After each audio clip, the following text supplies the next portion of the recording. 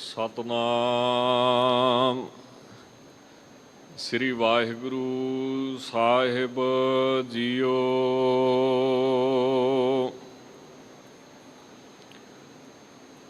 ਪ੍ਰਭ ਦਾਤੋ ਦਾਤਾਰ ਪਰਿਓ ਜਾਚਕ ਇਕ ਸਰਣਾ।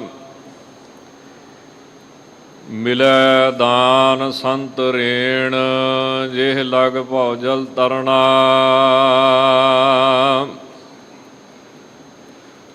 ਬਿਨਤ ਕਰੂੰ ਅਰਦਾਸ ਸੁਣੋ ਜੇ ਠਾਕੁਰ ਭਾਵੈ।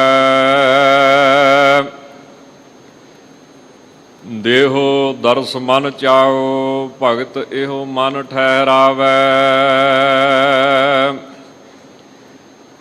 ਗਿਆਨ ਧਿਆਨ ਕਿਛ ਕਰਮ ਨਾ ਜਾਣਾ। ਸਾਰ ਨਾ ਜਾਣਾ ਤੇਰੀ ਸਭ ਤੇ ਵੱਡਾ ਸਤਿਗੁਰ ਨਾਨਕ। ਜਿਨ ਕਲ ਰਾਖੀ ਮੇਰੀ ਬਾਣੀ ਗੁਰੂ ਗੁਰੂ ਹੈ ਬਾਣੀ।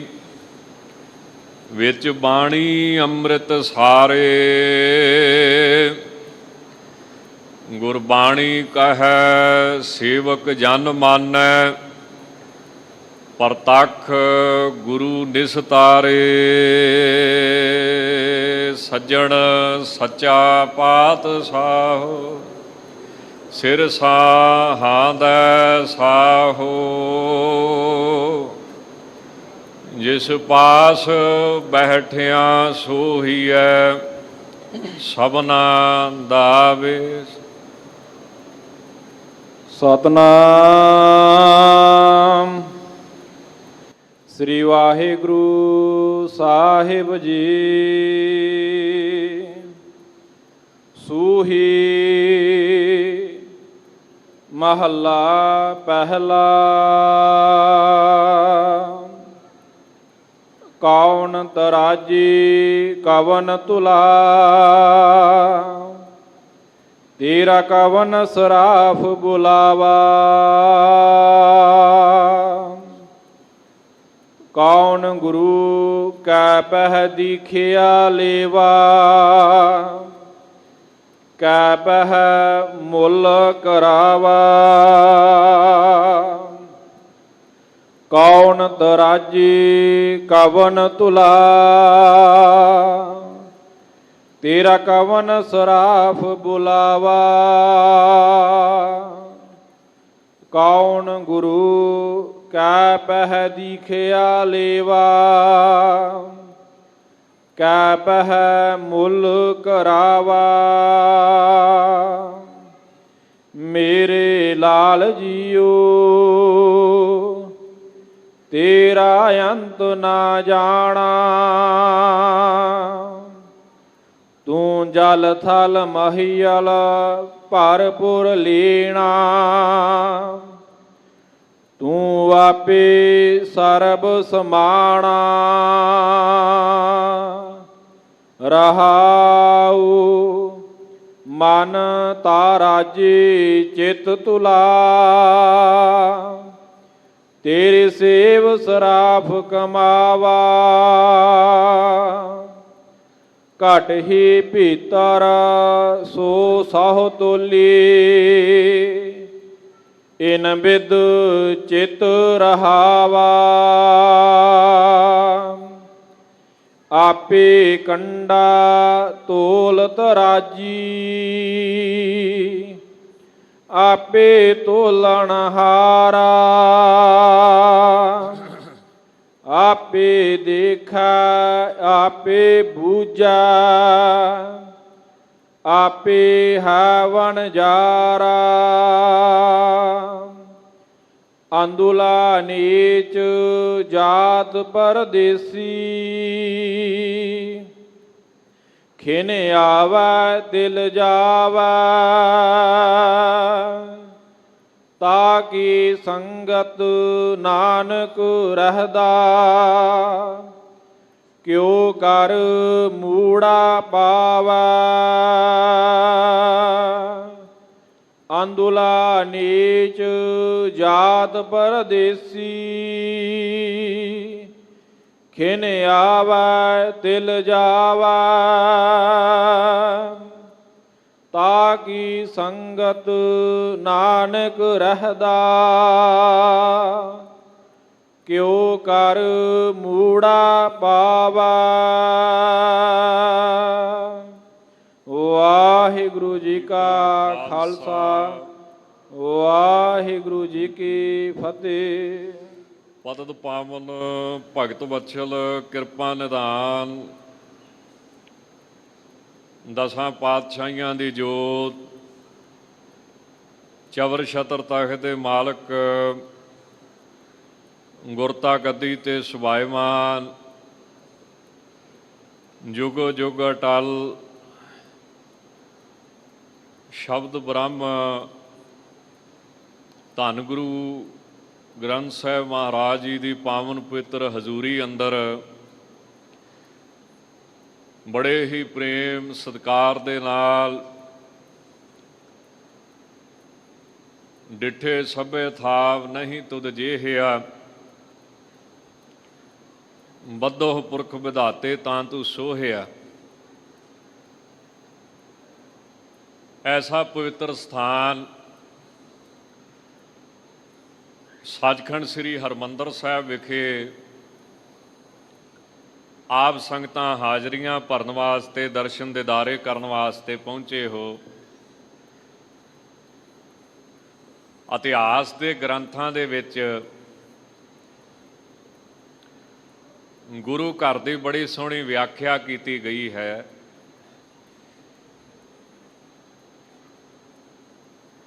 ਕਿ ਬਾਹਰ ਸੰਸਾਰ ਦੇ ਵਿੱਚੋਂ ਸਿਰਫ ਭੋਗ ਪਦਾਰਥ ਦੀ ਪ੍ਰਾਪਤੀ ਹੁੰਦੀ ਹੈ,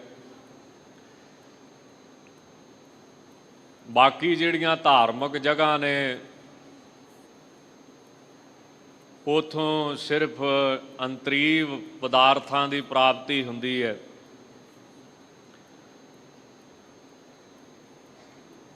ਤਾਂ ਜੇ ਪਦਾਰਥ ਲੈਣੇ ਫਿਰ ਬਾਹਰ ਸੰਸਾਰ ਦੇ ਵਿੱਚ ਜਾਣਾ ਪੈਂਦਾ ਹੈ, ਜੇ ਮਨ ਦੀ ਸ਼ਾਂਤੀ ਲੈਣੀ ਫਿਰ ਧਾਰਮਿਕ ਜਗ੍ਹਾ 'ਤੇ ਜਾਣਾ ਪੈਂਦਾ ਹੈ। ਪਰ ਕੋਈ ਇਸ ਤਰ੍ਹਾਂ ਨਹੀਂ ਹੋ ਸਕਦਾ ਵੀ ਇੱਕ ਥਾਂ ਤੋਂ ਸਭ ਕੁਝ ਮਿਲੇ। ਤਾਂ ਸਾਡੇ ਇਤਿਹਾਸ ਦੇ ਗ੍ਰੰਥਾਂ ਦੇ ਵਿੱਚ ਗੁਰਬਾਣੀ ਦੀ ਟੇਕ ਲੈ ਕੇ ਆਸਰਾ ਲੈ ਕੇ ਗੁਰਬਾਣੀ ਦੀ ਵਿਆਖਿਆ ਨੂੰ ਵਿਸਥਾਰ ਸਹਿਤ ਲਿਖਣ ਦਾ ਯਤਨ ਕੀਤਾ ਹੈ। ਸ਼੍ਰੀਮਾਨ ਗਿਆਨੀ ਗਿਆਨ ਸਿੰਘ ਜੀ ਨੇ ਗੁਰਦੁਆਰੇ ਦੀ ਸੱਚਖੰਡ ਸ੍ਰੀ ਹਰਿਮੰਦਰ ਸਾਹਿਬ ਦੀ ਗੁਰੂ ਘਰ ਦੀ ਬੜੀ ਸੋਹਣੀ ਵਿਆਖਿਆ ਕੀਤੀ ਹੈ।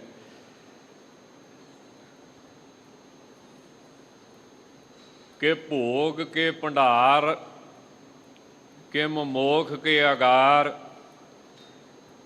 ਕਿ ਕਾਮ ਤਰੁ ਕੇ ਗੁਰ ਅਸਥਾਨੋ। ਗੁਰਦੁਆਰਾ ਐਸੀ ਥਾਂ ਹੈ ਜਿੱਥੋਂ ਭੋਗ ਦੇ ਭੰਡਾਰੇ ਵੀ ਪ੍ਰਾਪਤ ਹੁੰਦੇ ਨੇ। ਕਿਉਂ ਜਿਹੋ ਜਿਹਾ ਫੁਰਨਾ ਲੈ ਕੇ ਮਨੁੱਖ ਸੰਸਾਰ ਦੇ ਵਿੱਚ ਆਇਆ ਹੈ, ਫਿਰ ਮਹਾਰਾਜ ਉਹਦਾ ਇਹ ਫੁਰਨਾ ਪੂਰਾ ਕਰਦੇ ਨੇ ਵੀ ਤੂੰ ਆਹ ਫੁਰਨਾ ਕਰਦਾ ਸੀ ਵੀ ਆਹ ਚੀਜ਼ ਮੈਨੂੰ ਪ੍ਰਾਪਤ ਹੋਵੇ। ਤੇ ਕਾਰਨ ਹੁਣ ਤੁਸੀਂ ਦੇਖੋ, ਕਈ ਬੰਦੇ ਰਾਜਨੀਤੀ ਵਿੱਚ ਬੜੇ ਮਾਹਰ ਹੁੰਦੇ, ਉਹ ਜੰਮੇ ਹੀ ਇਸ ਕੰਮ ਨੂੰ, ਉਹਨਾਂ ਦਾ ਫੁਰਨਾ ਹੀ ਇਹ ਸੀ ਕਿ ਸਾਡੇ ਪਾਸ ਤਾਕਤ ਆਵੇ, ਸਾਡੇ ਪਾਸ ਪਦਵੀ ਹੋਵੇ, ਸਾਡੇ ਪਾਸ ਵਡਿਆਈ ਹੋਵੇ। ਦੂਸਰੇ ਬੰਨੇ ਇੱਕ ਸੰਤ ਹੈ, ਗੁਰੂ ਕੇ ਸਿੱਖ ਨੇ, ਮਹਾਂਪੁਰਸ਼ ਨੇ, ਉਹਨਾਂ ਦਾ ਫੁਰਨਾ ਹੋਰ ਤਰ੍ਹਾਂ ਦਾ ਹੁੰਦਾ ਵੀ ਸੇਵਾ ਕਰੀਏ, ਸਤਿਗੁਰੂ ਵੱਧ ਤੋਂ ਵੱਧ ਬਾਣੀ ਪੜ੍ਹਾਉਣ, ਸਿਮਰਨ ਕਰਾਉਣ। ਅਤੇ ਉਹ ਫਿਰ ਤੁਸੀਂ ਦੇਖਦੇ ਹੋ ਵੀ ਜਿੰਨੀ ਉਹ ਬਾਣੀ ਪੜ੍ਹਦੇ ਆਮ ਬੰਦੇ ਤੋਂ ਉਨੀ ਪੜ੍ਹੀ ਨਹੀਂ ਜਾਂਦੀ ਹੈ,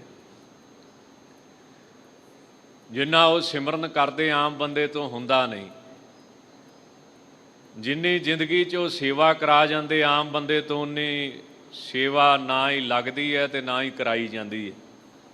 ਇੱਦਾਂ ਹਰੇਕ ਦੇ ਪਿੱਛੇ ਕੋਈ ਨਾ ਕੋਈ ਫੁਰਨਾ ਹੈ, ਉਹਨੇ ਸੰਸਾਰ ਦੇ ਵਿੱਚ ਤਾਂ ਜਨਮ ਲਿਆ। ਪਰ ਸਭ ਤੋਂ ਵੱਡੇ ਭਾਗ ਉਹਨਾਂ ਗੁਰੂ ਕੇ ਸਿੱਖਾਂ ਦੇ ਮੰਨੇ ਜਾਂਦੇ ਨੇ ਜਿਨ੍ਹਾਂ ਦਾ ਇਹ ਫੁਰਨਾ ਮਹਾਰਾਜ ਬਣਾ ਦਿੰਦੇ ਨੇ ਵੀ ਗੁਰਸਿੱਖੀ ਦੀ ਦਾਤ ਪ੍ਰਾਪਤ ਹੋਵੇ, ਇਹ ਮਨੁੱਖਾ ਜਨਮ ਸਫਲ ਹੋਵੇ। ਤਾਂ ਗਿਆਨੀ ਜੀ ਲਿਖਦੇ ਨੇ ਕਿ ਗੁਰੂ ਘਰ ਇਸ ਤਰ੍ਹਾਂ ਦੀ ਜਗ੍ਹਾ ਹੈ, ਜੇ ਇੱਥੋਂ ਤੁਸੀਂ ਦੁਨਿਆਵੀ ਵਸਤੂ ਮੰਗੋ ਤੇ ਇਹ ਭੋਗ ਦਾ ਭੰਡਾਰਾ ਹੈ, ਜੇ ਤੁਸੀਂ ਇੱਥੋਂ ਅੰਤਰੀਵ ਵਸਤੂ ਮੰਗੋ ਤੇ ਇਹ ਮੋਖ ਮੁਕਤੀ ਦਾ ਵੀ ਘਰ ਹੈ। ਜੇ ਤੁਸੀਂ ਸਿਰਫ ਇੱਥੋਂ ਆਪਣੀਆਂ ਇਛਾਵਾਂ ਪੂਰੀਆਂ ਕਰਨੀਆਂ ਨੇ ਤਾਂ ਫਿਰ ਇਹ ਕਾਮ ਤਰੂ ਹੈ, ਕਲਪ ਬ੍ਰਿਕਸ਼ ਹੈ। ਐਸਾ ਗੁਰੂ ਦਾ ਸਥਾਨ ਇਤਿਹਾਸ ਦੇ ਵਿੱਚ ਮਹਿਮਾ ਕੀਤੀ ਗਈ ਹੈ। ਸਤਿਗੁਰੂ ਜੀ ਨੇ ਕਿਰਪਾ ਕੀਤੀ ਹੈ, ਜਗਤ ਗੁਰੂ ਧੰਨ ਗੁਰੂ ਨਾਨਕ ਦੇਵ ਸਾਹਿਬ ਜੀ ਨੇ ਪਾਵਨ ਪਵਿੱਤਰ ਸ੍ਰੀ ਮੁਖਵਾਕ ਦੀ ਬਖਸ਼ਿਸ਼ ਕੀਤੀ ਹੈ, ਉਪਦੇਸ਼ ਦੀ ਬਖਸ਼ਿਸ਼ ਕੀਤੀ ਹੈ। ਧੰਨ ਗੁਰੂ ਨਾਨਕ ਦੇਵ ਸਾਹਿਬ ਮਹਾਰਾਜ ਜਿਨ੍ਹਾਂ ਦੀ ਉਸਤਤ ਦੇ ਵਿੱਚ ਭਾਈ ਸਾਹਿਬ ਭਾਈ ਗੁਰਦਾਸ ਸਾਹਿਬ ਜੀ ਨੇ ਯਤਨ ਕੀਤਾ ਹੈ ਕਿ ਮੈਂ ਧੰਨ ਗੁਰੂ ਨਾਨਕ ਦੇਵ ਸਾਹਿਬ ਦੀ ਮਹਿਮਾ ਕਰਾਂ, ਤੇ ਜਦੋਂ ਵਡਿਆਈ ਕਰਨੀ ਹੋਵੇ ਉਦੋਂ ਸ਼ਬਦ ਮੁੱਕ ਜਾਂਦੇ ਹਨ। ਵਡਿਆਈ ਕਰਨੀ ਬੜੀ ਕਠਿਨ ਹੈ, ਉਹਦੇ ਵਾਸਤੇ ਬੜੀ ਸੂਖਸ਼ਮ ਬੁੱਧੀ ਚਾਹੀਦੀ ਹੈ। ਗੁਰਬਾਣੀ ਕਹਿੰਦੀ ਹੈ ਜੇ ਤੂੰ ਕਥਾ ਕਰਦਾ ਹੈ, ਵਿਚਾਰ ਕਰਦਾ ਹੈ ਤਾਂ ਸਾਵਧਾਨ ਰਹੀ।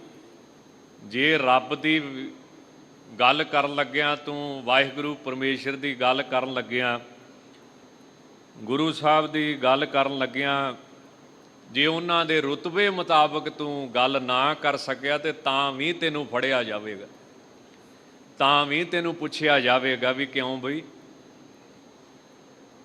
ਸਤਿਗੁਰੂ ਤੇ ਬਹੁਤ ਵੱਡਾ ਹੈ, ਪਰਮੇਸ਼ਰ ਦਾ ਰੂਪ ਹੈ, ਤੇ ਤੂੰ ਕੀ ਉਹਨੂੰ ਪੇਸ਼ ਕਰਦਾ ਪਿਆ। ਗੁਰਬਾਣੀ ਤੇ ਇੱਥੋਂ ਤੱਕ ਕਹਿੰਦੀ ਹੈ ਕਿ ਜਿਹੜਾ ਬੇਅੰਤ ਸ਼ਬਦ ਆ ਇਹਦੇ ਤੋਂ ਵੱਡਾ ਕੋਈ ਸ਼ਬਦ ਨਹੀਂ ਆ।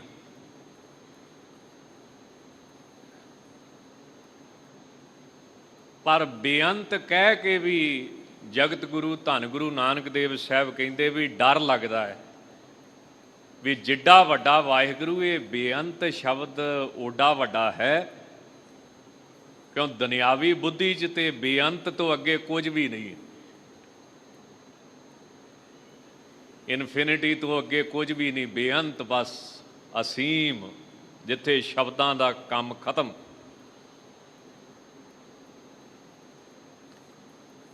ਪਰ ਕਿੰਨੀ ਉੱਚੀ ਸੁਰਤ ਹੋਵੇਗੀ ਜਗਤ ਗੁਰੂ ਧੰਨ ਗੁਰੂ ਨਾਨਕ ਦੇਵ ਸਾਹਿਬ ਦੀ, ਜੇ ਕਿਤੇ ਜਪਜੀ ਸਾਹਿਬ ਪੜ੍ਹੀਏ ਪ੍ਰੇਮ ਨਾਲ ਤਾਂ ਮਹਾਰਾਜ ਕਹਿੰਦੇ ਜਦੋਂ ਅਸੀਂ ਬੇਅੰਤ ਸ਼ਬਦ ਵੀ ਵਰਤਦੇ ਹਾਂ ਤਾਂ ਵੀ ਸਾਡੇ ਸਿਰ ਤੇ ਭਾਰ ਆਉਂਦਾ ਹੈ। ਦੂਸਰੇ ਸਤਿਗੁਰਾਂ ਨੇ ਵੀ ਗੁਰਬਾਣੀ ਦੇ ਵਿੱਚ ਐਸੀ ਵਿਚਾਰ ਰੱਖੀ ਹੈ ਕਿ ਜਿੱਡਾ ਵੱਡਾ ਉਹ ਵਾਹਿਗੁਰੂ ਹੈ, ਜਿੱਡੇ ਵੱਡੇ ਉਹ ਸਤਿਗੁਰੂ ਨੇ,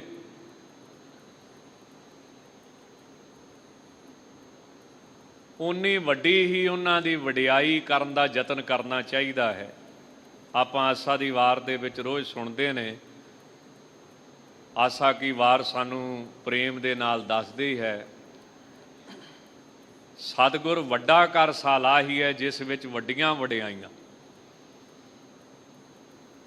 ਵਡਿਆਈ ਤੇ ਏਡੀ ਵੱਡੀ ਹੈ, ਇੱਕ ਵਾਰੀ ਵੀ ਜਿਹੜਾ ਗੁਰੂ ਦੇ ਮੱਥੇ ਲੱਗ ਗਿਆ ਉਹਨੂੰ ਮਹਾਰਾਜ ਮੁਕਤ ਕਰਦੇ ਹੀ ਕਰਦੇ। ਤੇ ਫਿਰ ਸਵਾਲ ਪੈਦਾ ਹੁੰਦਾ ਵੀ ਜੇ ਸਤਿਗੁਰੂ ਦੇ ਮੱਥੇ ਲੱਗਿਆ, ਸਤਿਗੁਰੂ ਨੂੰ ਮਿਲਿਆ ਮੁਕਤ ਹੁੰਦਾ ਹੈ, ਤੇ ਫਿਰ ਇੰਨੇ ਗੁਰੂ ਕੇ ਸਿੱਖ ਰੋਜ਼ ਦਰਸ਼ਨ ਕਰਨ ਜਾਂਦੇ ਨੇ, ਇਹਨਾਂ ਨੂੰ ਜੀਵਨ ਮੁਕਤੀ ਕਿਉਂ ਨਹੀਂ ਮਿਲਦੀ, ਜਿਉਂਦੇ ਜੀ ਇਹ ਮੁਕਤ ਕਿਉਂ ਨਹੀਂ ਹੁੰਦੇ, ਚਿੰਤਾ ਤੋਂ ਰਹਿਤ ਕਿਉਂ ਨਹੀਂ ਹੁੰਦੇ, ਜੋ ਗੁਰਬਾਣੀ 'ਚ ਅਵਸਥਾ ਦੱਸੀ ਉਹ ਬਣਦੀ ਕਿਉਂ ਨਹੀਂ ਹੈ। ਤਾਂ ਨਾਲ ਹੀ ਮਹਾਰਾਜ ਜਵਾਬ ਦਿੰਦੇ ਵੀ ਮੱਥੇ ਤੇ ਲੱਗਦੇ ਆ, ਪਰ ਇੱਕ ਬੜੀ ਭੈੜੀ ਬਿਮਾਰੀ ਜਿਹੜੀ ਉਹ ਛੱਡਦੇ ਨਹੀਂ, ਉਹ ਕੀ ਹਉਮੈ। ਸੌਖਾ ਜਿਹਾ ਹਉਮੈ ਦਾ ਅਰਥ ਆਪਣਾ ਸੁਭਾਅ। ਮੱਥਾ ਵੀ ਟੇਕਦਾ ਹੈ, ਪਰਿਕਰਮਾ ਵੀ ਕਰਦਾ ਹੈ, ਕੀਰਤਨ ਵੀ ਸੁਣਦਾ, ਪਰ ਸੁਭਾਅ ਨਹੀਂ ਆਪਣਾ ਛੱਡਦਾ। ਸਤਿਗੁਰੂ ਕਹਿੰਦੇ ਸਤਿਗੁਰ ਮਿਲਿਆ ਸਦਾ ਮੁਕਤ ਹੈ। ਜਿਹੜੇ ਵੀ ਗੁਰੂ ਸਾਹਿਬ ਨੂੰ ਮਿਲਣਗੇ ਉਹ ਮੁਕਤ ਹੋਣਗੇ, ਉਹਨਾਂ ਦੇ ਲੇਖੇ ਪਾੜ ਜਾਣਗੇ, ਜੰਮਣ ਮਰਨ ਤੋਂ ਰਹਿਤ ਹੋਣਗੇ। ਪਰ ਨਾਲ ਇੱਕ ਸ਼ਰਤ ਆ, ਜਿਨ ਵਿੱਚੋਂ ਆਪ ਗਵਾਏ, ਆਪਣਾ ਸੁਭਾਅ ਵੀ ਛੱਡੇ, ਆਪਣੀ ਹਉਮੈ ਵੀ ਛੱਡੇ। ਉਹ ਛੱਡਣੀ ਬੜੀ ਮੁਸ਼ਕਲ ਹੋ ਜਾਂਦੀ, ਆਪਣਾ ਸੁਭਾਅ ਛੱਡਿਆ ਨਹੀਂ ਨਾ ਜਾਂਦਾ। ਤੇ ਗੁਰਬਾਣੀ ਨੇ ਇਸ ਗੱਲ ਨੂੰ ਬੜਾ ਸੁੰਦਰ ਆਖਿਆ ਹੈ ਵੀ ਇਹ ਬੜੀ ਔਖੀ ਗੱਲ ਹੈ, ਸੁਭਾਅ ਛੱਡਣਾ ਆਪਣਾ। ਤੇ ਜਿੰਨਾ ਚਿਰ ਕੋਈ ਆਪਣਾ ਸੁਭਾਅ ਹੀ ਨਹੀਂ ਛੱਡਦਾ, ਕਾਗਜ਼ ਸਾਫ਼ ਹੀ ਨਹੀਂ ਕਰਦਾ, ਪਹਿਲਾਂ ਹੀ ਭਰੀ ਬੈਠਾ ਹੈ, ਲਿਖ ਲਿਖ ਕੇ ਮਹਾਰਾਜ ਉੱਤੇ ਲੇਖ ਕਿਸ ਤਰ੍ਹਾਂ ਪਾਉਣਗੇ। ਹੁਣ ਤੁਸੀਂ ਦੇਖੋ, ਕਈ ਸੱਜਣ ਸਤਸੰਗ ਵੀ ਕਰਦੇ ਨੇ, ਗੁਰਦੁਆਰੇ ਵੀ ਜਾਂਦੇ ਨੇ, ਕੀਰਤਨ ਵੀ ਸੁਣਦੇ, ਪਰ ਸੁਭਾਅ ਨਹੀਂ ਛੱਡਦੇ। ਕਹਿੰਦੇ ਨਹੀਂ ਅੰਮ੍ਰਿਤ ਨਹੀਂ ਛਕਣਾ।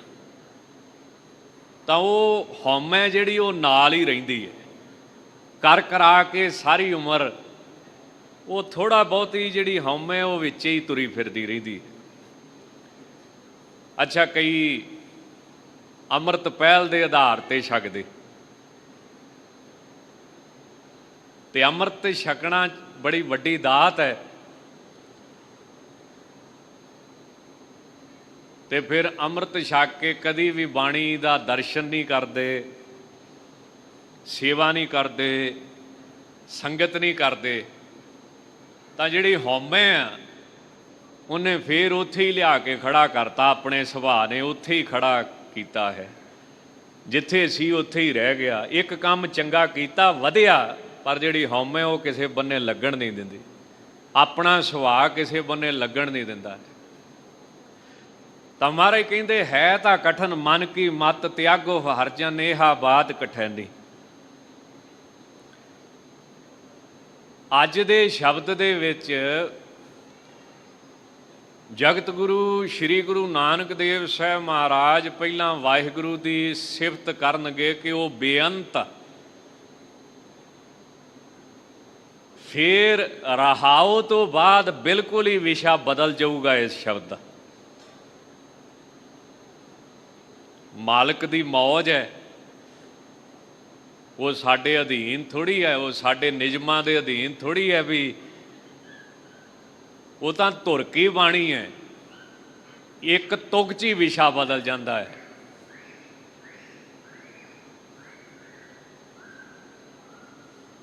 ਹੁਣ ਤੁਸੀਂ ਹੈਰਾਨ ਹੋਵੋਗੇ, ਇੱਕ ਗੁਰਬਾਣੀ ਦੀ ਤੁਕ ਹੈ,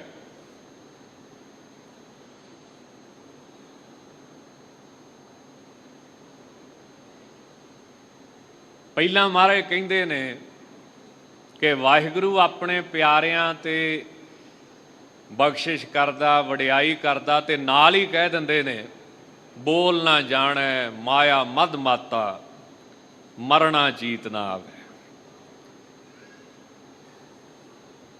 ਹੁਣ ਤੁਕ ਇੱਕ ਹੀ ਹੈ, ਅੱਧੀ ਤੁਕ ਦਾ ਵਿਸ਼ਾ ਹੋਰ ਹੈ, ਅੱਧੀ ਤੁਕ ਦਾ ਵਿਸ਼ਾ ਹੋਰ ਹੈ।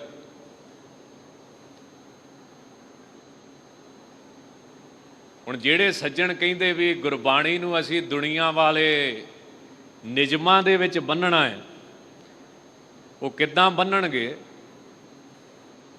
ਕਈ ਸੱਜਣ ਕਹਿੰਦੇ ਹਰ ਸ਼ਬਦ ਉੱਤੇ ਸਿਰਲੇਖ ਆ, ਤੇ ਜਪਜੀ ਸਾਹਿਬ ਦੇ ਤੇ ਉੱਤੇ ਸਿਰਲੇਖ ਹੈ ਹੀ ਨਹੀਂ ਹੈ। ਪਰ ਕਿਹੜਾ ਅਗਿਆਨੀ ਸਿੱਖ ਆ ਜਿਹੜਾ ਨਹੀਂ ਮੰਨਦਾ ਵੀ ਸ੍ਰੀ ਗੁਰੂ ਨਾਨਕ ਦੇਵ ਸਾਹਿਬ ਦੀ ਬਾਣੀ ਨਹੀਂ। ਹੁਣ ਗੁਰਬਾਣੀ ਵਿੱਚ ਆਵੇਗਾ ਵੀ ਅਸ਼ਟਪਦੀਆਂ ਮਹਾਰਾਜ ਦੀ ਮਰਜ਼ੀ ਆ, ਭਾਵੇਂ 12 ਉਚਾਰ ਦੇਣ, ਭਾਵੇਂ 14 ਉਚਾਰ ਦੇਣ, ਭਾਵੇਂ 16 ਉਚਾਰ ਦੇਣ, ਤੇਰੇ ਤੋਂ ਪੁੱਛ ਕੇ ਉਚਾਰਨਾ ਕਿਸੇ ਨੇ।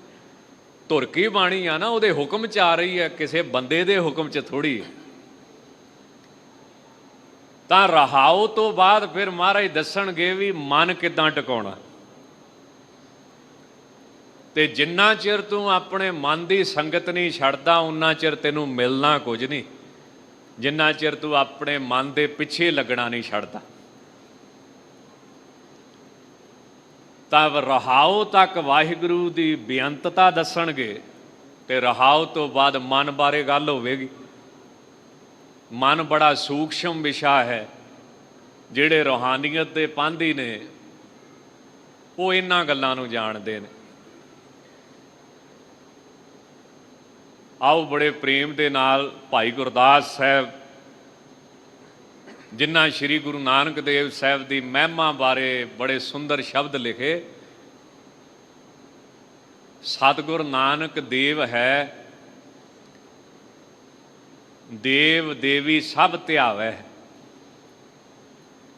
ਸਤਿਗੁਰੂ ਨਾਨਕ ਦੇਵ ਪਰਮਾਤਮਾ ਨੇ, ਵਾਹਿਗੁਰੂ ਦਾ ਸਰੂਪ ਨੇ।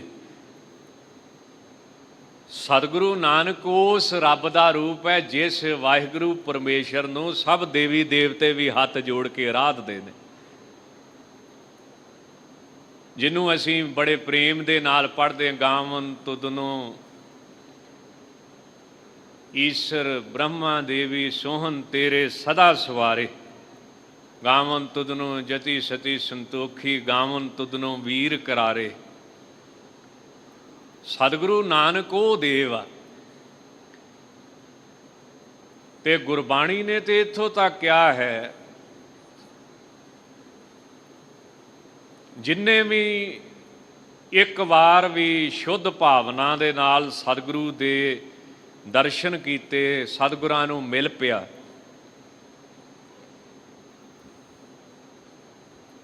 ਜਾਂ ਸਤਿਗੁਰਾਂ ਦੇ ਬਚਨ ਸੁਣੇ, ਜਾਂ ਸਤਿਗੁਰਾਂ ਦੇ ਦਰਸ਼ਨ ਕੀਤੇ, ਉਹ ਫਿਰ ਗਰਭ ਦੇ ਵਿੱਚ ਨਹੀਂ ਆਉਂਦਾ ਹੈ। ਸਤਿਗੁਰੂ ਦੀ ਬਾਣੀ ਸੇ ਫਿਰ ਗਰਭਾਸ ਨਾ ਪਰਿਆ ਰੇ। ਪਰਮੇਸ਼ਰ ਦੀ ਬੇਅੰਤਤਾ, ਪਰਮੇਸ਼ਰ ਦੇ ਸਨਮੁਖ ਬੇਨਤੀ ਕਿ ਅਗਮ ਅਗੋਚਰਾ ਤੇਰਾ ਅੰਤ ਨਾ ਪਾਇਆ, ਅੰਤੋਂ ਨਾ ਪਾਇਆ ਕਿਨੇ ਤੇਰਾ ਆਪਣਾ ਆਪ ਤੂੰ ਜਾਣ। ਆਓ ਬੜੇ ਪ੍ਰੇਮ ਨਾਲ ਭਾਈ ਸਾਹਿਬ ਪਾਠ ਕਰਨਗੇ, ਆਪ ਸੁਣਨ ਦਾ ਯਤਨ ਕਰੋ। ਗਰੀਬ ਨਵਾਜ਼ ਫਰਮਾਉਂਦੇ ਹਨ।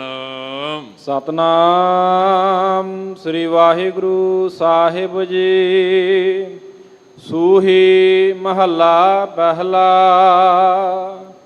ਕੌਣ ਦਰਾਜੀ ਕਵਨ ਤੁਲਾ, ਤੇਰਾ ਕਵਨ ਸਰਾਫ ਬੁਲਾਵਾ। ਇਹ ਵਾਹਿਗੁਰੂ ਪਰਮੇਸ਼ਰ ਜੀ, ਕੌਣ ਤਰਾਜੀ ਕਿਹੜੀ ਤੱਕੜੀ ਲਿਆਵਾਂ। ਦੁਨੀਆ 'ਚ ਇੱਦਾਂ ਦੀ ਤੱਕੜੀ ਕੋਈ ਨਹੀਂ ਜਿਹੜੀ ਤੈਨੂੰ ਤੋਲ ਸਕੇ। ਤੱਕੜੀ ਨੂੰ ਤੋਲਣ ਵਾਸਤੇ ਵੱਟਾ ਚਾਹੀਦਾ ਹੈ। ਤੁਲਾ ਕਹਿੰਦੇ ਵੱਟੇ ਨੂੰ। ਕਿਹੜਾ ਵੱਟਾ? ਤੇ ਤੋਲਣ ਵਾਲਾ ਕੌਣ ਹੁੰਦਾ ਹੈ? ਸਰਾਫ, ਪਰਖ ਕਰਨ ਵਾਲਾ। ਮੈਂ ਕਿਹੜਾ ਸਰਾਫ ਸੱਦ ਕੇ ਲਿਆਵਾਂ। ਕੌਣ ਗੁਰੂ ਕੈ ਪਹਿ ਦੀਖਿਆ ਲੇਵਾ, ਕੈ ਪਹਿ ਮੁੱਲ ਕਰਾਵਾ। ਕਿਹੜੇ ਗੁਰੂ ਤੋਂ ਮੈਂ ਸਿੱਖਿਆ ਲਵਾਂ ਤੇ ਕਿਹਦੇ ਪਾਸੋਂ ਆਪ ਜੀ ਦਾ ਮੁੱਲ ਪਵਾਵਾਂ। ਵੀ ਕਿਹੜੇ ਮੁੱਲ ਦੇ ਨਾਲ ਤੁਸੀਂ ਮੈਨੂੰ ਮਿਲੋਗੇ, ਜਾਂ ਵਾਹਿਗੁਰੂ ਦਾ ਮੁੱਲ ਅਸੀਂ ਕੀ ਦਈਏ, ਕਿਹੜਾ ਮੁੱਲ ਤਾਰੀਏ। ਤਾਂ ਸਤਿਗੁਰੂ ਕਹਿੰਦੇ ਇਸ ਸੰਸਾਰ ਦੇ ਵਿੱਚ ਕੋਈ ਇੱਦਾਂ ਦੀ ਤੱਕੜੀ ਨਹੀਂ ਹੈਗੀ ਜਿਹੜੀ ਰੱਬ ਨੂੰ ਤੋਲ ਸਕੇ। ਕੋਈ ਇੱਦਾਂ ਦਾ ਵੱਟਾ ਨਹੀਂ, ਕੋਈ ਇੱਦਾਂ ਦਾ ਸਰਾਫ ਨਹੀਂ। ਤਾਂ ਵਾਹਿਗੁਰੂ ਦੀ ਬੇਅੰਤਤਾ ਦੱਸਦੇ ਹੋਏ ਆਪ ਫਰਮਾਉਂਦੇ ਹਨ। ਮੇਰੇ ਲਾਲ ਜੀਓ ਤੇਰਾ ਅੰਤ ਨਾ ਜਾਣਾ। ਇਹ ਮੇਰੇ ਪਿਆਰੇ ਵਾਹਿਗੁਰੂ ਜੀ, ਲਾਲ ਕਹਿੰਦੇ ਪਿਆਰੇ ਨੂੰ, ਲਾਲ ਕਹਿੰਦੇ ਕੀਮਤੀ ਨੂੰ, ਬੇਸ਼ਕੀਮਤੀ। ਇਹ ਮੇਰੇ ਪਿਆਰੇ ਸਤਿਗੁਰੂ ਜੀ, ਵਾਹਿਗੁਰੂ ਜੀ, ਮੈਂ ਤੇਰਾ ਅੰਤ ਨਹੀਂ ਜਾਣ ਸਕਦਾ। ਤੁਸੀਂ ਇੱਕ ਵਿਦਵਾਨ ਦੀ ਬੜੀ ਸੁੰਦਰ ਸਾਖੀ ਸੁਣੀ ਹੋਊਗੀ ਨਾ, ਅਰਸਤੂ। ਉਹ ਲਿਖ ਕੇ ਗਏ ਆਪਣੇ ਇੱਧਰ, ਜਿਨ੍ਹਾਂ ਨੂੰ ਇੱਧਰ ਦੀ ਭਾਸ਼ਾ 'ਚ ਅਫਲਾਤੂ ਵੀ ਕਹਿ ਦਿੰਦੇ। ਅਰਸਤੂ ਬੜਾ ਵੱਡਾ ਫਿਲਾਸਫਰ ਹੋਇਆ।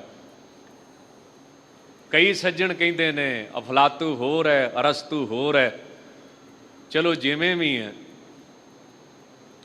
ਉਹ ਸਮੁੰਦਰ ਦੇ ਕਿਨਾਰੇ ਟਹਿਲਦਾ ਪਿਆ ਸੀ। ਤੁਸੀਂ ਸੁਣਿਆ ਹੋਵੇਗਾ, ਉਹਨੇ ਦੇਖਿਆ ਵੀ ਇੱਕ ਪਾਗਲ ਹੀ ਹੋਵੇਗਾ ਜਿਹੜਾ ਇਦਾਂ ਦਾ ਕੰਮ ਕਰਦਾ ਪਿਆ, ਸਿਆਣਾ ਤੇ ਕਰਦਾ ਨਹੀਂ। ਟੋਆ ਪੁੱਟਿਆ, ਗੱਡਾ ਪੁੱਟਿਆ, ਹੱਥ 'ਚ ਚਮਚਾ, ਜਾਂਦਾ ਭੱਜਿਆ ਸਮੁੰਦਰ ਨੂੰ, ਸਮੁੰਦਰ 'ਚੋਂ ਚਮਚਾ ਭਰਦਾ ਤੇ ਗੱਡੇ 'ਚ ਆਣ ਕੇ, ਟੋਏ 'ਚ ਆਣ ਕੇ ਪਾ ਦਿੰਦਾ।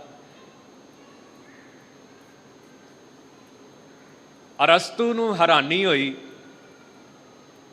ਪਰ ਸੱਜਣ ਬੰਦਾ ਸੀ ਨਾ, ਸੱਜਣ ਪੁਰਖ ਬਿਨਾਂ ਮਤਲਬ ਤੋਂ ਕਿਸੇ ਦੇ ਕੰਮ 'ਚ ਦਖਲ ਨਹੀਂ ਦਿੰਦੇ,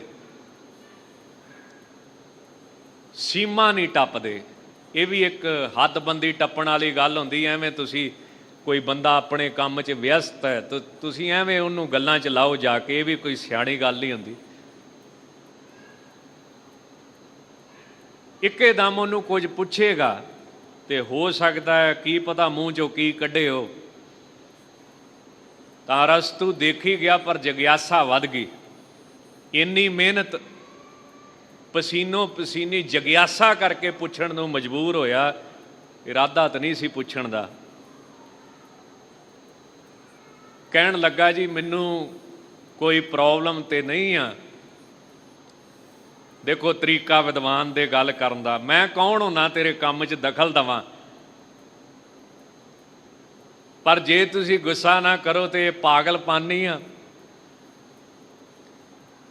ਵੀ ਤੂੰ ਇੱਕ ਟੋਆ ਪੁੱਟਿਆ ਹੈ ਤੇ ਹੱਥ 'ਚ ਚਮਚਾ ਲੈ ਕੇ ਤੇ ਸਮੁੰਦਰ 'ਚੋਂ ਪਾਣੀ ਭਰਦਾ ਤੇ ਟੋਏ 'ਚ ਪਾਉਣਾ। ਕੀ ਕਰਦਾ ਹੈ? ਹੁਣ ਉਹ ਗੱਲ ਉਹ ਕਹਿੰਦਾ, ਕਿਉਂ ਦਿਖਦਾ ਨਹੀਂ ਤੈਨੂੰ? ਅੱਗੇ ਡਰਦਾ ਸੀ ਵੀ ਕੀ ਲੈਣਾ ਕਵਾ ਕੇ ਇਹੋ ਜਿਹੇ ਨੂੰ।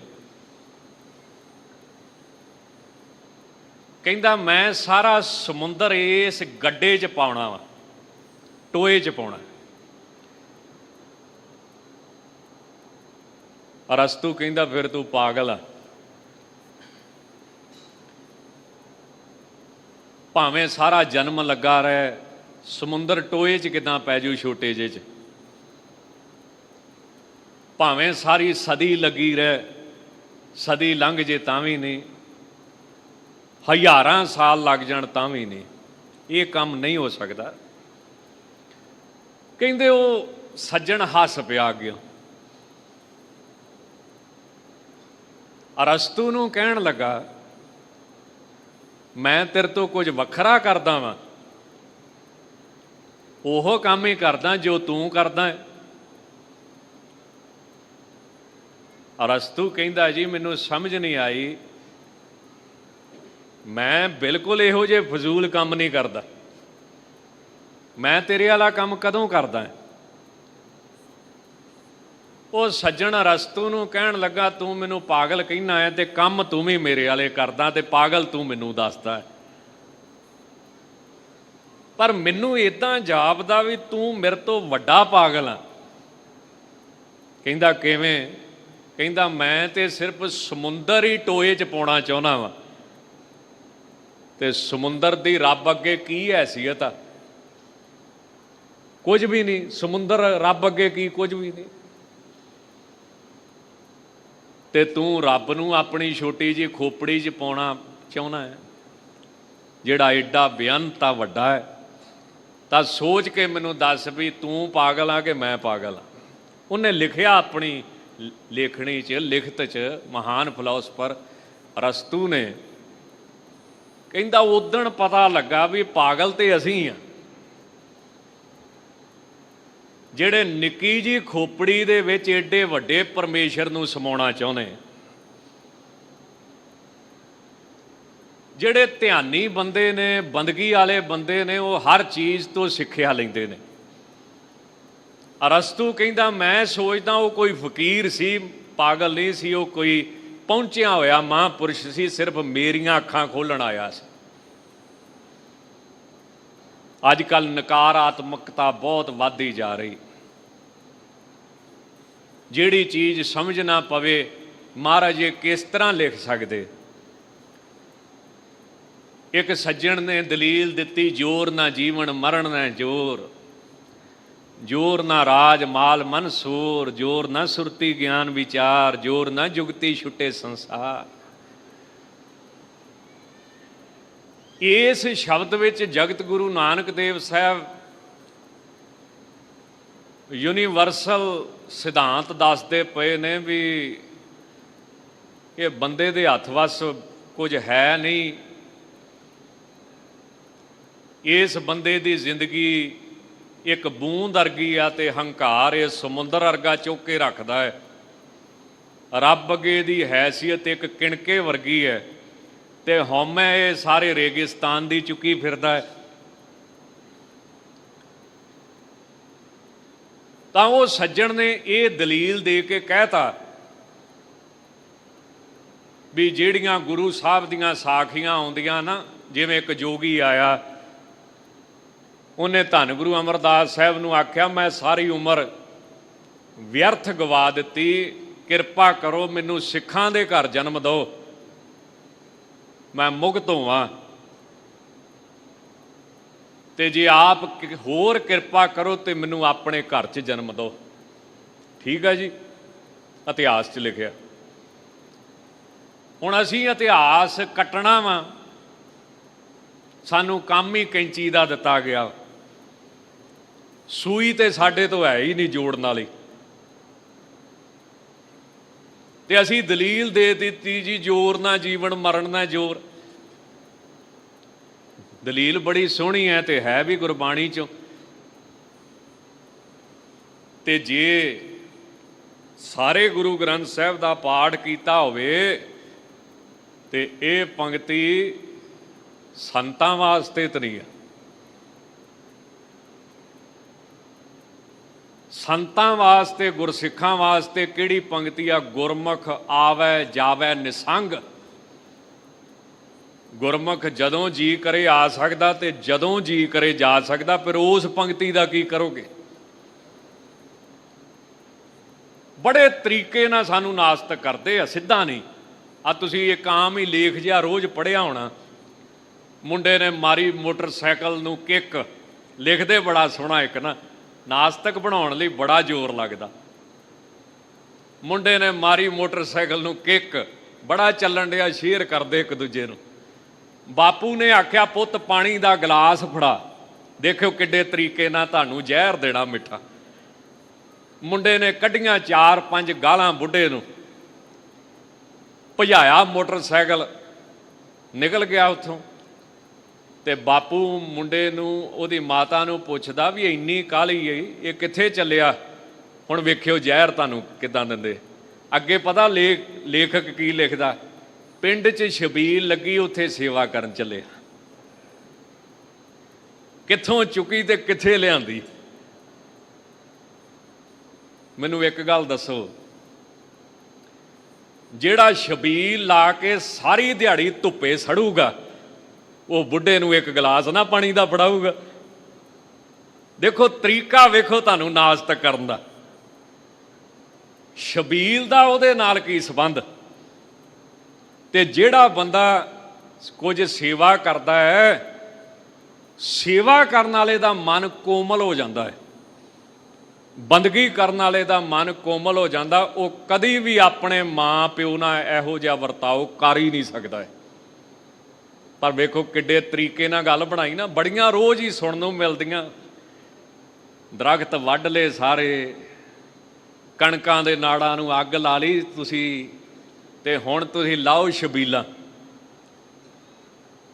ਇਹ ਛਬੀਲ ਦਾ ਕੀ ਲੈਣਾ ਦੇਣਾ ਬਈ? ਦਰਖਤ ਵੱਢ ਲਏ ਤੇ ਕਣਕਾਂ ਦਾ ਨਾੜ ਸਾੜ ਲਿਆ। ਇਹਦੇ ਨਾਲ ਇਹ ਵੀ ਗੱਲ ਕਹੀ ਜਾ ਸਕਦੀ, ਜਿੱਥੇ ਤੂੰ ਛਬੀਲ ਲਾਉਣਾ ਵਾ ਉੱਥੇ ਤੂੰ ਦਰਖਤ ਲਾ। ਤੇ ਜੇ ਸਿੰਘ ਸਾਹਿਬ ਸ੍ਰੀ ਅਕਾਲ ਤਖਤ ਸਾਹਿਬ ਤੋਂ ਫਰਮਾਨ ਜਾਰੀ ਕਰ ਦੇਣ ਵੀ ਹਰ ਸਿੱਖ ਜਨਮ ਦੇ ਵੇਲੇ, ਬੱਚੇ ਦੇ ਜਨਮ ਵੇਲੇ ਇੱਕ ਪੌਦਾ ਲਾਵੇ, ਤੇ ਕੀ ਮਾੜਾ? ਕਿਸੇ ਦੀ ਮੌਤ ਹੋਵੇ ਤੇ ਇੱਕ ਪੌਦਾ ਲਾਵੇ, ਤੇ ਲੋੜ ਹੀ ਨਹੀਂ ਆ। ਕਿੰਨੇ ਕਰੋੜ ਤੁਸੀਂ ਪੰਜਾਬ 'ਚ ਬੈਠੇ, ਜਿੰਨਾ ਮਰਜ਼ੀ ਜੰਗਲ ਬਣਾ ਲਓ। ਪਰ ਗੱਲ ਕੀ ਆ? ਦੇਖਣ ਦਾ ਨਜ਼ਰੀਆ। ਗੱਲ ਚੁੱਕਣੀ ਘਰੋਂ ਤੇ ਲਿਆਉਣੀ ਮਹਾਰਾਜ ਤੇ ਛਬੀਲ ਨੇ ਪਤਾ ਨਹੀਂ ਕੀ ਵਿਗਾੜਿਆ। ਜਦੋਂ ਇਹਨਾਂ ਨੂੰ ਚੇਤੇ ਆਉਂਦੀ, ਛਬੀਲ ਹੀ ਚੇਤੇ ਆਉਂਦੀ ਆ। ਬੜੇ ਤਰੀਕੇ ਨਾਲ ਸਾਨੂੰ ਮਿੱਠਾ ਜ਼ਹਿਰ ਦਿੰਦੇ ਨੇ, ਭਾਵੇਂ ਕਿ ਉਹ ਵਿਸ਼ਾ ਹੋਰ ਹੈ ਤੇ ਇਹ ਵਿਸ਼ਾ ਹੋਰ ਹੈ। ਗੁਰਬਾਣੀ ਵਿੱਚ ਜਗਤ ਗੁਰੂ ਅੱਜ ਧੰਨ ਗੁਰੂ ਨਾਨਕ ਦੇਵ ਸਾਹਿਬ ਕਹਿੰਦੇ, ਤੂੰ ਜਿੱਡਾ ਮਰਜ਼ੀ ਸਿਆਣਾ ਹੋ ਜਾ, ਵਾਹਿਗੁਰੂ ਪਰਮੇਸ਼ਰ ਬੇਅੰਤ ਹੈ, ਉਹਦਾ ਕੋਈ ਅੰਤ ਨਹੀਂ ਪਾ ਸਕਦਾ। ਮੇਰੇ ਲਾਲ ਜੀਓ ਤੇਰਾ ਅੰਤ ਨਾ ਜਾਣਾ। ਤੂੰ ਜਲ ਥਲ ਮਹੀਲ ਭਰਪੁਰ ਲੀਣਾ, ਤੂੰ ਆਪੇ ਸਰਬ ਸਮਾਣਾ।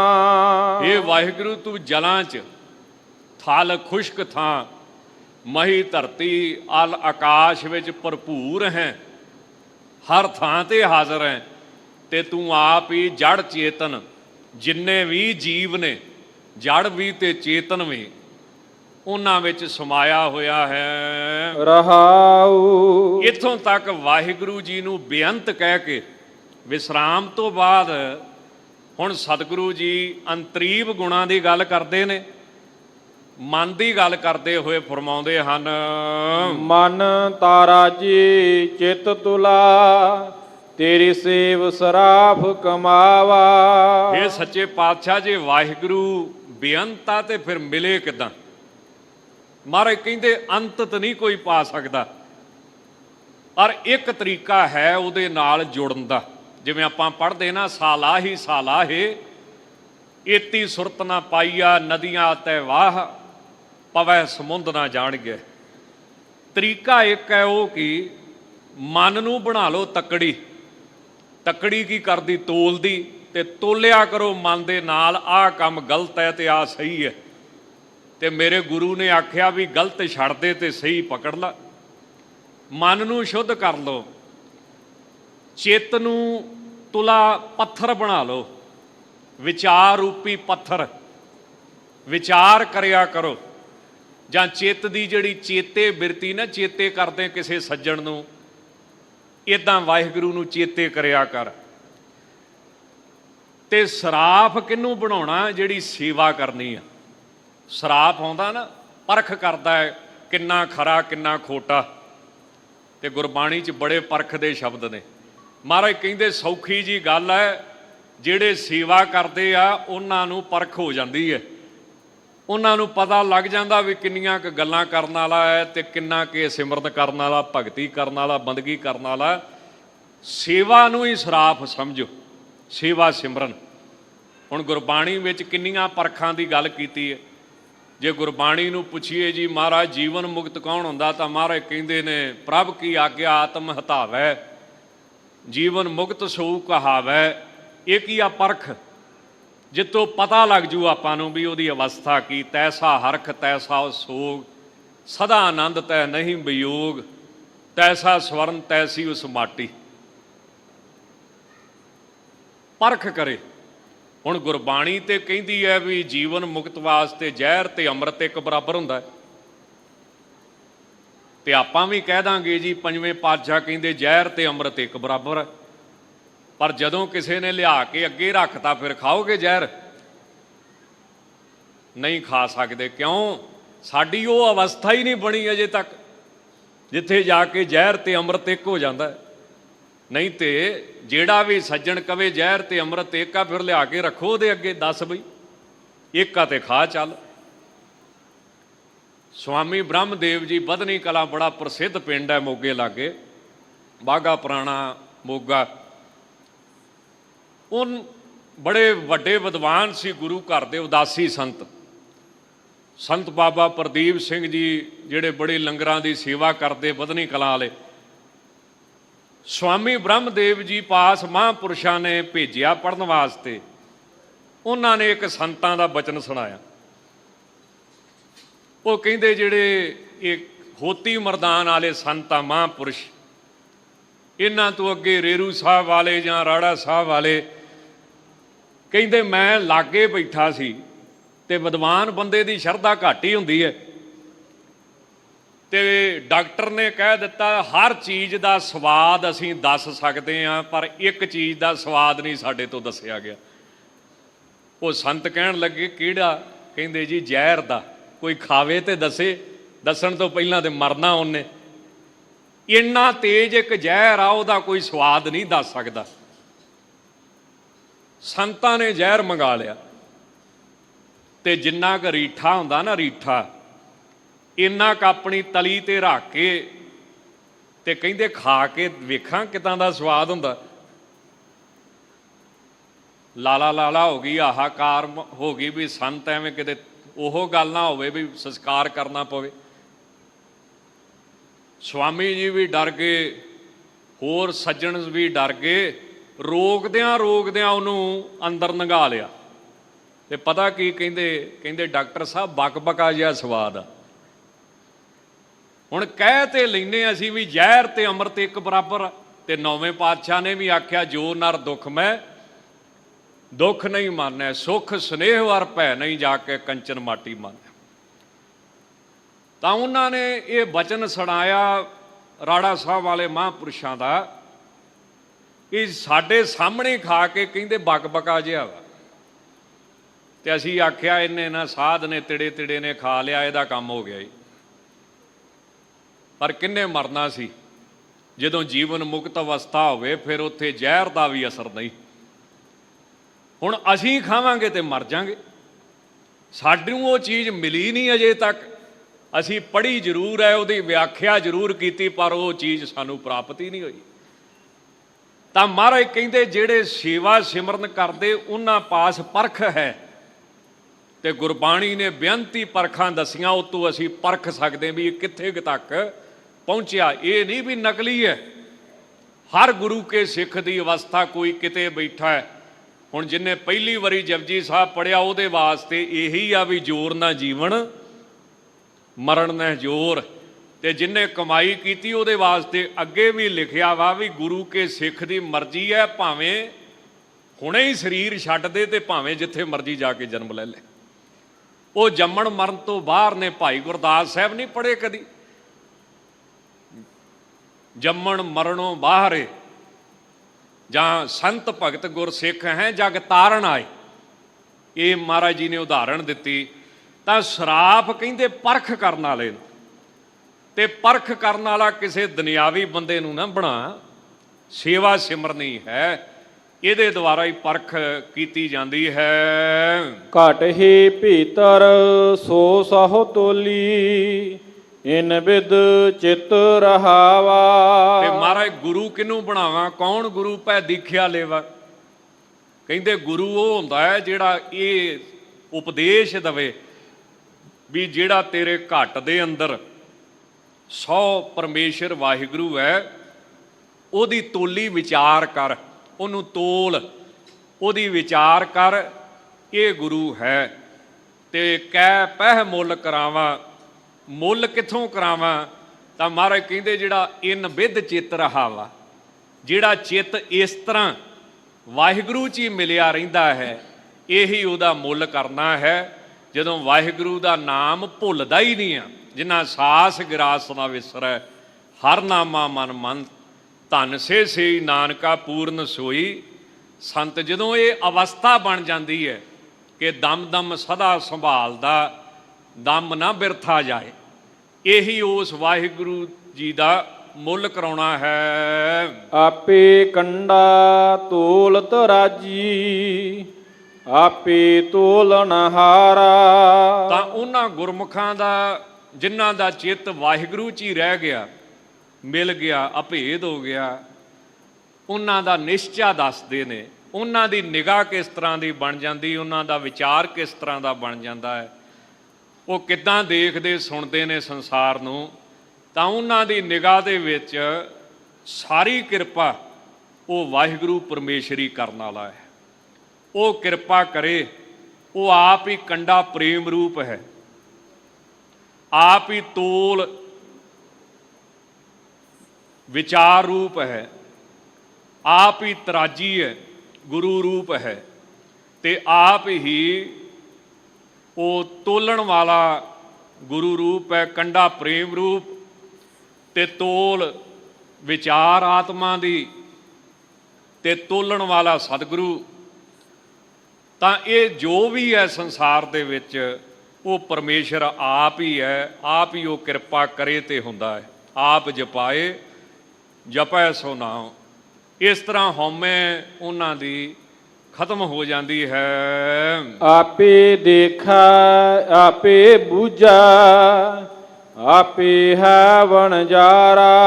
ਉਹ ਆਪ ਹੀ ਪਰਮੇਸ਼ਰ ਸਾਰੇ ਜੀਵਾਂ ਨੂੰ ਦੇਖਦਾ ਪਿਆ ਹੈ, ਭਾਵ ਸੰਭਾਲਦਾ ਪਿਆ ਹੈ, ਕਰਮਾਂ ਨੂੰ ਦੇਖਦਾ ਹੈ, ਆਪ ਹੀ ਉਹਨਾਂ ਦੇ ਕਰਮਾਂ ਦੇ ਫਲ ਨੂੰ ਬੁੱਝਦਾ ਹੈ। ਬੂਝੇ ਦਾ ਅਰਥ ਹੈ ਬੁੱਝਣਾ, ਤੇ ਆਪ ਹੀ ਉਹ ਵਾਹਿਗੁਰੂ ਸਿੱਖ ਰੂਪੀ ਵਣਜਾਰਾ ਹੈ, ਜਗਿਆਸੂ ਹੈ। ਤਾਂ ਸਤਿਗੁਰੂ ਸੱਚੇ ਪਾਤਸ਼ਾਹ ਫਰਮਾਉਂਦੇ ਨੇ ਕਿ ਆਪ ਹੀ ਕਿਰਪਾ ਕਰਕੇ ਉਹ ਆਤਮ ਸਰੂਪ ਨੂੰ ਦੇਖਦਾ ਹੈ। ਆਪ ਹੀ ਕਿਰਪਾ ਕਰੇ ਤਾਂ ਗੁਰੂ ਕੇ ਸਿੱਖ ਹਰ ਸਰੀਰ ਦੇ ਵਿੱਚ ਉਹਨੂੰ ਬੁੱਝਦੇ ਨੇ, ਪਛਾਣਦੇ ਨੇ। ਆਪ ਹੀ ਉਹ ਵਾਹਿਗੁਰੂ ਕਿਰਪਾ ਕਰੇ ਤੇ ਜਗਿਆਸੂ ਵਾਲੀ ਵਣਜਾਰੇ ਵਾਲੀ ਅਵਸਥਾ ਜਿਹੜੀ ਉਹ ਪ੍ਰਾਪਤ ਹੁੰਦੀ ਹੈ। ਅੰਦੁਲਾ ਨੀਚ ਜਾਤ ਪਰਦੇਸੀ ਖਿਨ ਆਵੈ ਤਿਲ ਜਾਵੈ। ਤਾਂ ਸਤਿਗੁਰੂ ਜੀ ਨੂੰ ਬੇਨਤੀ ਕੀਤੀ ਕਿ ਗਰੀਬ ਨਵਾਜ ਇਹ ਬਖਸ਼ਿਸ਼ ਪ੍ਰਾਪਤ ਕਿਉਂ ਨਹੀਂ ਹੁੰਦੀ, ਇਹ ਗੱਲ ਸਾਨੂੰ ਸਮਝ ਕਿਉਂ ਨਹੀਂ ਪੈਂਦੀ। ਤਾਂ ਮਹਾਰਾਜ ਕਹਿੰਦੇ ਭਾਈ ਜਿਸ ਮਨ ਦੀ ਤੁਸੀਂ ਸੰਗਤ ਕਰਦੇ ਹੋ, ਜਿੰਨਾ ਚਿਰ ਉਹ ਮਨ ਦੀ ਸੰਗਤ ਨਹੀਂ ਛੱਡਦੇ ਉਹਨਾਂ ਚਿਰ ਉਸ ਵਾਹਿਗੁਰੂ ਪਰਮੇਸ਼ਰ ਦੀ ਸਮਝ ਕਿਸੇ ਨੂੰ ਵੀ ਪ੍ਰਾਪਤ ਨਹੀਂ ਹੁੰਦੀ। ਤਾਂ ਮਹਾਂਪੁਰਸ਼ੇ ਦੀ ਬੜੀ ਸੁੰਦਰ ਵਿਆਖਿਆ ਕਰਦੇ ਹੋਏ ਫਰਮਾਉਂਦੇ ਨੇ, ਇਹ ਮਨ ਜਿਹੜਾ ਹੈ ਇਹ ਅੰਨਾ ਹੈ, ਗਿਆਨ ਤੇ ਵਿਰਾਗ ਰੂਪੀ ਅੱਖਾਂ ਤੋਂ ਰਹਿਤ ਹੈ, ਤੇ ਨੀਚ ਨੀਵੇਂ ਵਕਾਰ ਖਿਆਲ ਸੰਕਲਪ ਵਿਕਲਪ ਜਾਤ ਇਹਦੇ ਅੰਦਰ ਪੈਦਾ ਹੁੰਦੇ ਰਹਿੰਦੇ ਨੇ, ਮਾੜੇ ਖਿਆਲ ਆਉਂਦੇ ਰਹਿੰਦੇ ਹਨ। ਤੇ ਪਰਦੇਸੀ ਸਰੀਰ ਨੂੰ ਹੀ ਇਹ ਆਤਮਾ ਮੰਨੀ ਬੈਠਾ ਹੈ, ਸਰੀਰ ਤੋਂ ਪਰੇ ਜੋ ਸੰਸਾਰ ਉਹਨੂੰ ਹੀ ਸਭ ਕੁਝ ਮੰਨੀ ਬੈਠਾ ਹੈ। ਤਾਂ ਸਰੀਰ ਨੂੰ ਆਤਮਾ ਮੰਨਣ ਕਰਕੇ ਵੀ ਸਭ ਕੁਝ ਸਰੀਰ ਹੀ ਹੈ, ਖਾ ਲਓ ਪੀ ਲਓ ਭੋਗ ਲਓ। ਇਸ ਕਰਕੇ ਇਹਨੂੰ ਉਹ ਦੇਸ ਨਹੀਂ ਮਿਲਦਾ, ਅੰਤਰਮੁਖਤਾ ਜਿਹਨੂੰ ਕਹਿੰਦੇ ਤੂੰ ਹਿਰਦੇ ਗੁਪਤ ਵਸੈ ਦਿਨ ਰਾਤੀ ਤੇਰਾ ਭਾਉ ਨਾ ਬੁਝੇ ਗਵਾਰੀ ਹੈ। ਐਸੇ ਦੇਸ਼ ਤੋਂ ਰਹਿਤ ਹੋਣ ਕਰਕੇ ਪਰਦੇਸੀ ਹੈ। ਖਿੰਨ ਦੇ ਵਿੱਚ ਆਉਂਦਾ, ਤਿਲ ਦੇ ਵਿੱਚ ਜਾਂਦਾ, ਤਿਲ ਮਾਤਰ ਭਾਵ ਕਦੀ ਕੋਈ ਖਿਆਲ ਪੈਦਾ ਹੁੰਦਾ ਹੈ, ਕਦੀ ਕੋਈ ਖਿਆਲ ਪੈਦਾ ਹੁੰਦਾ, ਕਦੀ ਟੇਕੇ ਇਹ ਮਨ ਬਹਿੰਦਾ ਨਹੀਂ। ਤਾਕੇ ਸੰਗਤ ਨਾਨਕ ਰਹਦਾ ਕਿਉ ਕਰ ਮੂੜਾ ਪਾਵੈ। ਇਹੋ ਜੇ ਮਨ ਦੀ ਸੰਗਤ ਵਿੱਚ ਜਦੋਂ ਅਸੀਂ ਰਹਿੰਦੇ ਹਾਂ ਸਾਰੇ, ਇਸ ਮਨ ਦੀ ਸੰਗਤ ਅਸੀਂ ਕਦੀ ਛੱਡਦੇ ਹੀ ਨਹੀਂ, ਆਪਣੇ ਮਨ ਦੇ ਹੀ ਪਿੱਛੇ ਚੱਲਦੇ ਹਾਂ, ਤਾਂ ਫਿਰ ਇਹ ਮੂਰਖ ਜੀਵ ਉਸ ਪਰਮੇਸ਼ਰ ਨੂੰ ਕਿੱਦਾਂ ਪਾਊਗਾ ਵੀ, ਕਿਵੇਂ ਪ੍ਰਾਪਤੀ ਹੋਊ ਉਸ ਪਰਮੇਸ਼ਰ ਦੀ। ਤਾਂ ਮਹਾਰਾਜ ਕਹਿੰਦੇ ਨਹੀਂ ਹੋਵੇਗੀ ਜਿਹੜਾ ਆਪਣੇ ਮਨ ਦਾ ਤਿਆਗ ਨਹੀਂ ਕਰਦਾ ਹੈ। ਸੌਖੀ ਜੀ ਉਦਾਹਰਣ, ਗਰਮੀਆਂ ਦੇ ਦਿਨ ਨੇ, ਸਮਾਪਤੀ ਦਾ ਸਮਾਂ ਹੋ ਗਿਆ, ਤੰਦੂਰ ਤਪਦਾ ਹੋਵੇ ਤੇ ਕਿੰਨੀ ਗਰਮੀ ਹੈ, ਤੇ ਜੇ ਸੌਖੇ ਹੋਣਾ ਫਿਰ ਕੀ ਕਰੋ, ਤੰਦੂਰ ਭੰਨਣਾ, ਕਾਹਨੂੰ ਭੰਨਣਾ, ਚੁੱਪ ਕਰਕੇ ਪਾਸੇ ਹੋ ਜਾ। ਇਸੇ ਤਰ੍ਹਾਂ ਮਨ ਕੀ ਆ, ਤੰਦੂਰ ਤਪਦਾ ਰਹਿੰਦਾ, ਸੜਦਾ ਰਹਿੰਦਾ, ਮਨ ਤੋਂ ਪਾਸੇ ਹੋ ਜਾਓ, ਉਨਮਨ ਹੋ ਜਾਓ ਵੀ ਮਨ ਦਾ ਤੇ ਸੁਭਾਅ ਕਦੀ ਆਹ ਖਿਆਲ ਕਦੀ ਉਹ ਖਿਆਲ। ਇੱਦਾਂ ਜਦੋਂ ਪਾਸੇ ਹੋ ਜਾਵੇ ਤਾਂ ਫਿਰ ਤਾਂ ਪ੍ਰਾਪਤੀ ਹੁੰਦੀ ਹੈ, ਤੇ ਨਹੀਂ ਤੇ ਜਿਹੜੇ ਵੀ ਖਿਆਲ ਪਿੱਛੇ ਜੇ ਤੰਦੂਰ ਲਾਗੇ ਰਵੇਗਾ ਫਿਰ ਤੇ ਤਪਣਾ ਹੀ ਪਵੇਗਾ ਸਾਰੀ ਉਮਰ। ਤਾਂ ਮਹਾਰਾਜ ਕਹਿੰਦੇ ਮਨ ਦੀ ਸੰਗਤ ਨਹੀਂ ਛੱਡਦਾ, ਇਸ ਕਰਕੇ ਵਾਹਿਗੁਰੂ ਨੂੰ ਇਹ ਮੂਰਖ ਜੀਵ ਨਹੀਂ ਪਾ ਸਕਦਾ। ਹੋਈਆਂ ਭੁੱਲਾਂ ਚੁੱਕਾਂ ਦੀ ਖਿਮਾ। ਇਹ ਤੋਂ ਅਗਲੇ ਸ਼ਬਦ ਵਿੱਚ ਫਿਰ ਮਨ ਨੂੰ ਸਮਝਾਉਣ ਦਾ ਮਹਾਰਾਜ ਤਰੀਕਾ ਦੱਸਦੇ ਨੇ। ਆਪ ਸੰਗਤਾਂ ਦਾ ਧੰਨਵਾਦ, ਸਿੰਘ ਸਾਹਿਬ ਗਿਆਨੀ ਜਗਤਾਰ ਸਿੰਘ ਜੀ ਦਾ ਵਿਸ਼ੇਸ਼ ਕਰਕੇ ਧੰਨਵਾਦ, ਸ਼੍ਰੋਮਣੀ ਗੁਰਦੁਆਰਾ ਪ੍ਰਬੰਧਕ ਕਮੇਟੀ ਦੇ ਸਮੁੱਚੇ ਸੇਵਾਦਾਰਾਂ ਦਾ ਬਹੁਤ ਬਹੁਤ ਧੰਨਵਾਦ। ਲੇਖੈ ਕਤੇ ਨਾ ਛੁਟੀਐ, ਖਿਨ ਖਿਨ ਭੂਲਣ ਹਾਰ, ਬਖਸ਼ਣ ਹਾਰ ਬਖਸ਼ ਲੈ, ਨਾਨਕ ਪਾਰ ਉਤਾਰ। ਅੰਦੁਲਾ ਨੀਚ ਜਾਤ ਪਰਦੇਸੀ, ਖਿਨ ਆਵੈ ਤਿਲ ਜਾਵੈ, ਤਾਕੇ ਸੰਗਤ ਨਾਨਕ ਰਹਿਦਾ, ਕਿਉ ਕਰ ਮੂੜਾ ਪਾਵੈ। ਵਾਹਿਗੁਰੂ ਜੀ ਕਾ ਖਾਲਸਾ, ਵਾਹਿਗੁਰੂ ਜੀ ਕੀ ਫਤਿਹ।